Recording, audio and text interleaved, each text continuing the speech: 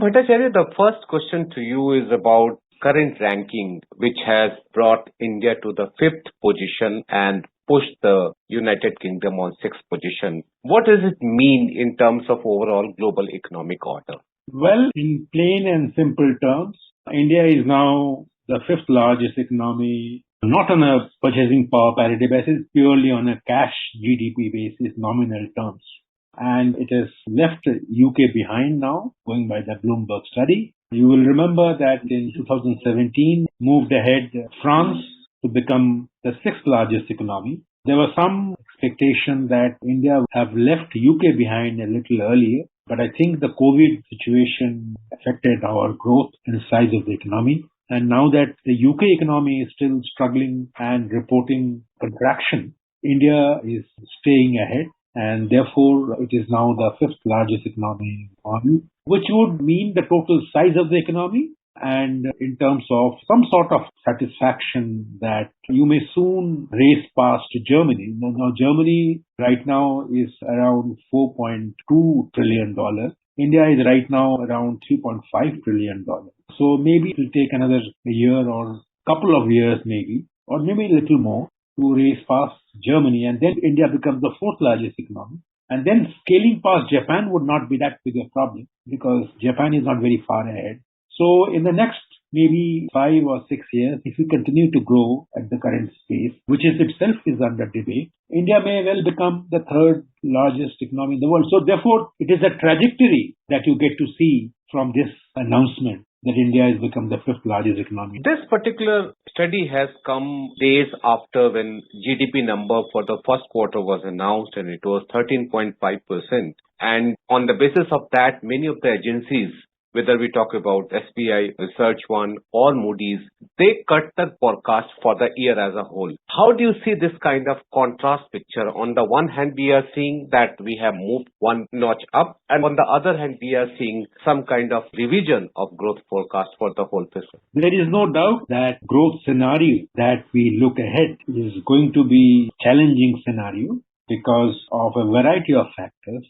The global economy itself is slowing down. Trade is not picking up, and in any case, our exports growth is probably, going by the official estimates, will not grow beyond 14% in the current financial year. And crude oil prices continue to remain elevated. Global liquidity is in short supply, and India may well see itself in a situation where the current account deficit will be hovering at around 3% plus. So all these situations, and plus you have to take into account the fact that RBI's own estimates for the second quarter, the third quarter and the fourth quarter shows that it will be in the region of 4 to 5%. So if we achieve 6.5% growth or closer to 7%, I think we should be happy. What it means for the global ranking of the Indian economy is something different. Because as you will know that the global ranking of the Indian economy is determined not by the real growth, but by the nominal growth adjusted against foreign exchange depreciation of the Indian currency. So Indian currency has depreciated a bit, to around now 79 rupees a dollar. It was at the start of the year, it was something around 75 or so. But then the first quarter, to which you are referring to, the nominal economy has grown by 26%. So if you adjust the 26% nominal economic growth against the currency depreciation of whatever level, you will still see the nominal size of the economy still growing at a decent clip. This nominal growth will also slow down in the coming quarters. So therefore, overall, you may well see the year ending with a nominal growth of around 15% or so. That happens, the size of the economy adjusted against the currency depreciation will still be higher than what it was in 2021. My next question was about the inflation only, because the one challenge which all the economies, whether we talk about US, whether we talk about UK, whether we talk about Germany, Japan or any other economy, the inflation is really posing a big challenge. How do you see the situation in India? Of course, we have seen some kind of reduction in the rate of inflation. The next number will come. What kind of challenge you see on the inflation front, considering the global prices of various energy products? Inflation is going to be a very, very serious challenge. Inflation tends to affect the pace of economic activity at various levels.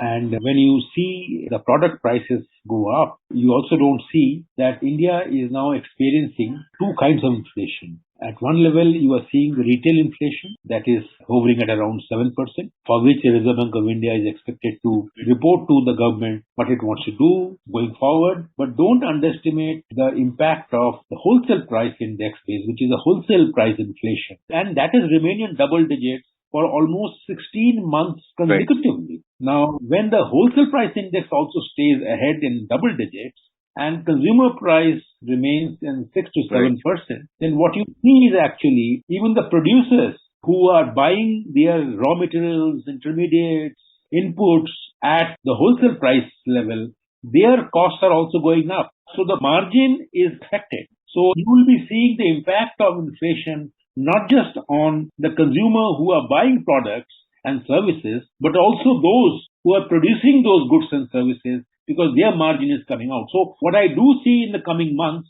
is the dual impact of wholesale price inflation and retail inflation on the economy. So you are right, this is not a very happy sign. Although there are prospects, there are indications that retail inflation will probably cool off a bit in the coming months. The winter months are always a lower thing. Another issue is about when we talk about our GDP number, it is said that it is underestimated. Whatsoever the number is released by the Ministry of Statistics and Program Implementation or National Statistical Office. And one particular aspect is that we should go for revision of IIP, that's the Index of Industrial Production or the Industrial Basket. What do you have to say on this? Index of Industrial Production is not a value metric.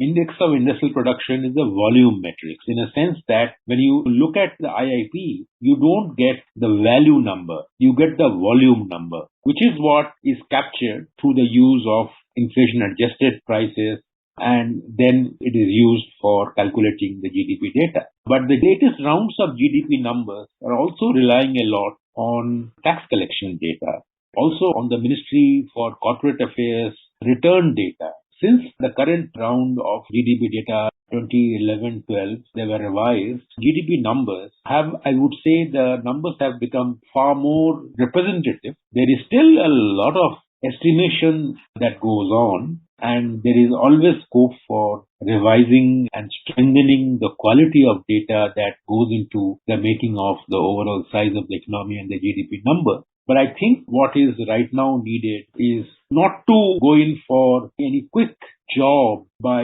changing the entire methodology of calculating our data. But what we need to do is, if we can make some qualitative fixes, introduce some qualitative checks and correct those anomalies, then I would say it is better. You will remember when the last time the series was revised, you came up with different sets of numbers under the old data series and the new data series. So I don't think creating another series at this point in time will be a good idea, because it will only confuse people of what has been the real state of the economy. So yes, you must plug those weaknesses, you must plug those gaps in the data series, but bring about those changes in a manner that they don't become completely disruptive to the way of understanding the state of the economy.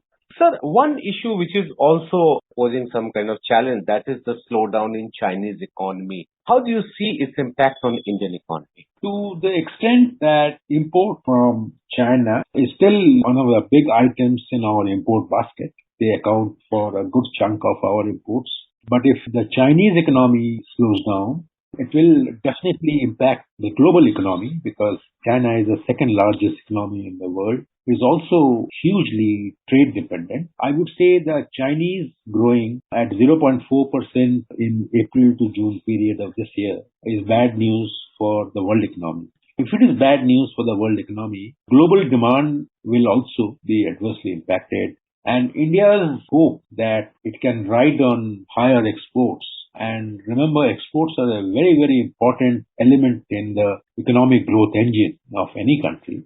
So to that extent, China not doing well will have an indirect adverse impact on the Indian economy, export demand in particular. Okay. So we need to be worried about it. But beyond that, we don't get anything from China which is of critical importance. It's not fuel or anything. So yes, our overall growth will be impacted because of the world economy slowing down. Just going back to August 15, Prime Minister announcement about becoming developed nation by 2047. And the way we are growing at this level, how do you see that this particular target will be achieved? What kind of growth we will need for becoming the developed nation migrating from emerging economies? The Prime Minister set a very, very ambitious task for the nation. He did not define what he meant by a developed country. Now, a developed country, by definition, has got many parameters. It has got a per capita income element. It has got an element of overall size of the economy, yet an element of what is the infrastructure level. So I think if you look at the OECD definition of a developed economy, achieving that goal in 2047 will be a hugely ambitious task. I think it is an aspirational goal that the Prime Minister has set, and it will require a lot of effort on the part of the policymakers to raise the Indian economy, particularly the per capita income. Per capita income right now, we are a low middle income country right now. So if you want to be a developed economy per capita income are in the range of anywhere around $20,000 per capita income. And we are nowhere near that. We are somewhere around $2,000 per capita income. So I think we have a tough task ahead if we have to come closer to the target of being a developed economy in 2040. And what kind of 2 or 3 basic policy measures which you think is required to achieve a very high growth rate? Because if I understand correctly, from now to 2047, when we talk about migrating from emerging economy or developing economy to a developed nation, we will need a growth rate of 7% per annum on a regular basis. So what kind of 2, 3 things which you particularly feel that is required to achieve this kind of Since you mentioned 3 growth imperatives, I would say that we have to pay more attention to our education and the skilling sector. And the education and skilling sector are critically important, not only for increasing and enhancing productivity in the manufacturing and the services sector, but also in taking the surplus workers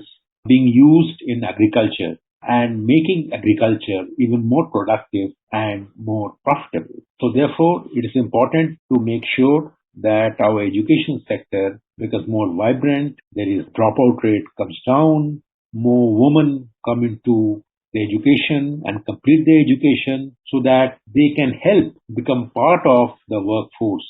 Right now, as you know, that the workforce participation for the whole India is less than 40%, and within that, the women's works participation is around 20%.